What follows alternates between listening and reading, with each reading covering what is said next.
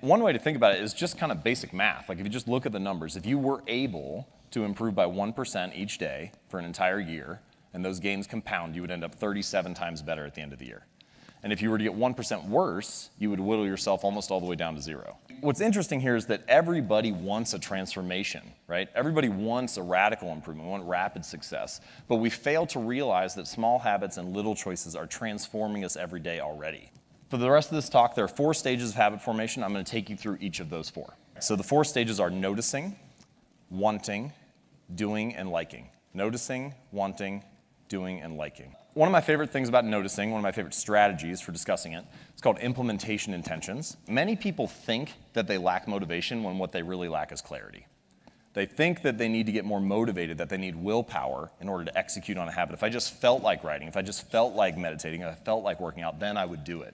But in fact, they don't have a plan for it, and so they wake up each day thinking, I wonder if I'll feel motivated to write today. I wonder if I'll feel motivated to work out today. But instead, you can take the decision-making out of it by explicitly stating when, where, and how you want to implement the habit.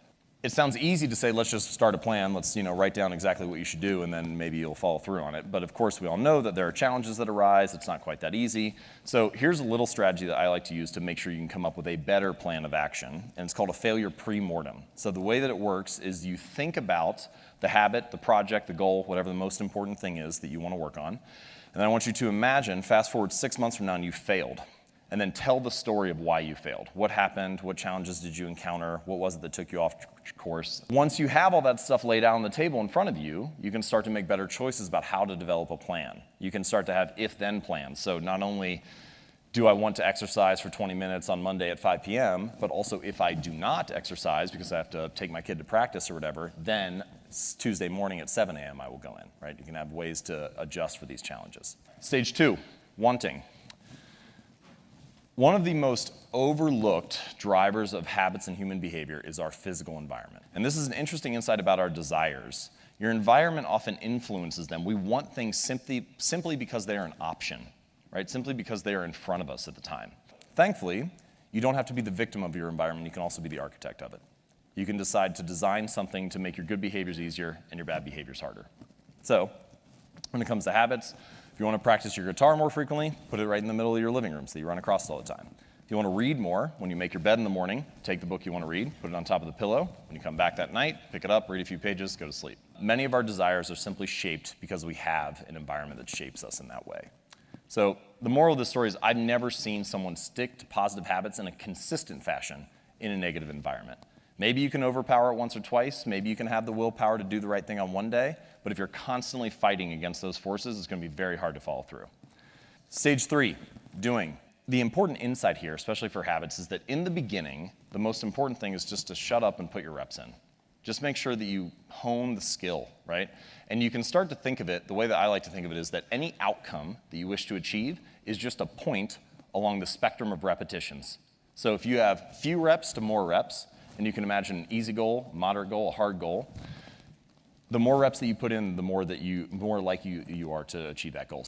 Now, what I like to say is you should optimize for the starting line, not the finish line, right? So often when we think about habits, goals, routines, achievements, it's all about the milestone. We think about how much weight we want to lose, how much money we want to earn, how many subscribers we want to have. It's all fixed on the finish line. But instead, if you can optimize for the starting line and make it as easy as possible to get started and get your reps in, often the outcomes just come as a natural result. Okay, stage 4, liking. The only reason that we repeat behaviors is because we enjoy them, because we like the reward. If we don't enjoy the experience along the way, we're unlikely to stick with it. And that means that you need to figure out ways to bring a reward into the present moment because good habits have a problem. And that problem is that for good habits, the immediate consequence is there. There's a cost that happens in the moment, but the reward is often delayed. So you need to figure out how to bring the reward into the present moment to stick to a good habit. And someone else who's going to be speaking here, Seth Godin, had a very nice little quote about this where he said, the best way to change long-term behavior is with short-term feedback. And one way to think about that is that long-term behaviors, sticking with writing for years on end or going to the gym and so on, they have those delayed consequences. So you need a way to enjoy it in the moment. So here's what I think you should do. Get a wall calendar where you can see every day of the year mapped out on it. And then any day that you do your task of writing jokes for 15 minutes, I want you to just put an X on that day. And you'll have a couple false starts here and there, but at some point you're gonna get a little bit of a chain going, right? You get 4, 5, 6, 7, 8 days in a row. And at that point, your only goal becomes to don't break the chain.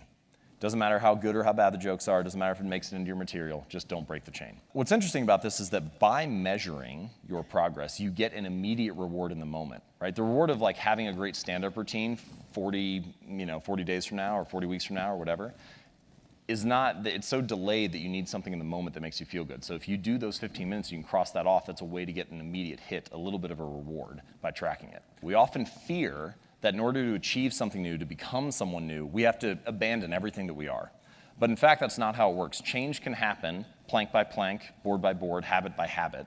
And gradually, you can become someone new. With consistency and repetition, you can actually change not only your results, but actually your identity. Is because the more evidence that we have for a belief, the more likely we are to believe it.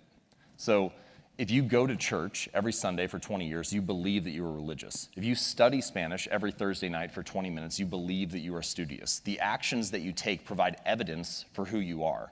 And it's not that habits matter more necessarily on an individual basis. Each moment in life matters, but what ends up happening is that over the broad span of time, things that you do once or twice fade away, and things that you do time after time, day after day, week after week, accumulate the bulk of the evidence for what you believe about yourself. And so every action that you take is actually a vote for the type of person that you want to become. If you want to become someone new, then you can take a new action and begin to accumulate evidence for that identity, for that belief about yourself. And that the more votes that you cast, the more likely you are to win the election. You don't need to be unanimous. You don't have to be perfect all the time. You just need to have the body of work. So true change is actually not behavior change, it's not results change, it's not process change, it's identity change. The goal is not to read a book, it's to become a reader. The goal is not to write a book or write an article, it's to become a writer. The goal is not to run a marathon, it's to become a runner, to become a type of person, to develop an identity. And the way to being something or becoming someone is through doing something. So every time you sit down to write, every time you practice that habit, you are being a writer. Every time you play a sport, you're being an athlete. Every time you practice painting or music or whatever, you are being an artist. And habits are not only the method through which we achieve external measures of success, like losing weight or earning more money or meditating and reducing stress. They are also the path through which we achieve internal change and actually become someone new. They're the path through which we forge the identity that we have, the deepest beliefs we have about ourselves, our sense of self. And so if you can change your habits, you can change your life.